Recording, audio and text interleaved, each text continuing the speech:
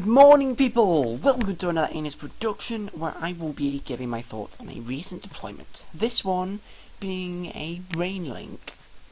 Now, there has been an officially constructed and fully working linked interface of three people's minds. This is extraordinary in itself, and there is more to come.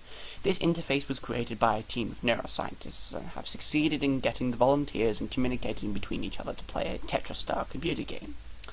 The way the system works is by using electroencephalogrammers. They use electrostaffs, which record the electrical impulses. I apologise that I can't pronounce that properly, so I'm not going to attempt it. And transcranial magnetic stimulation, which is a form of stimulation for the brain.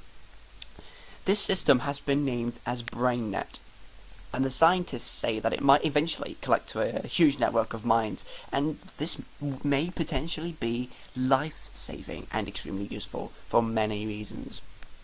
Some people in dire situations cannot handle stress and being under pressure. They might find themselves in a tricky situation that is mentally taxing because of a time limit or just because of a lack of understanding of the topic. However, there could be a shift in those circumstances with this new technology. Now that it's been invented, it can only get better. With this new breakthrough, anybody can have access to a great mind, using their understanding and perspective to solve problems in a more effective and quicker way than to be taught verbally or by being shown something, which would normally take a lot of time and a lot of effort.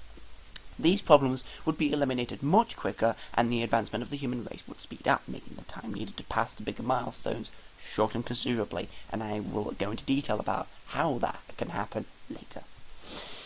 There is also potential for the project to expand in the direction of virtual reality. This network, once expanded, will make a fantastic upgrade to today's norm of entertainment, as the stimulus would be much more realistic and the connections to worldwide servers would be so much more reliable. Gaming would be revolutionized around the globe and could be used to expand the gaming industry into new genres and new ways to create visual entertainment. Additionally, this system could also be branched out to help people who have severe mental impairments. This would be incredibly useful, as it would enable other people to understand the disabled, whether they have a severe or minor disability, and see what's caused it and what could mend it, if it can be mended, which it should be able to.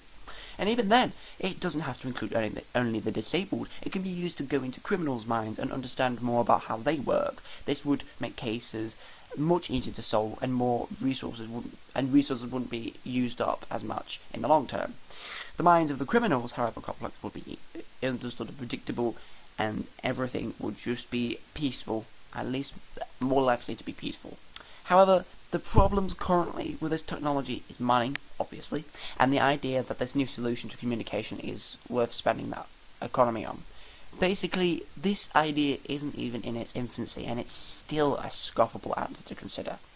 Also, there are aspects of physical well-being that need to be considered before the project gets to higher evaluation, which would be, in this case, invasive surgery. There might be cases where exploration requires a sacrifice of the volunteers' physical well-being to probe at ways to improve the current state of the technology at hand.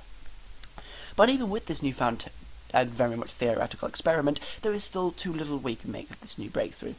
But all that really needs to happen to make this experiment have the possibility of being industrialized is for more time to be allocated to that project.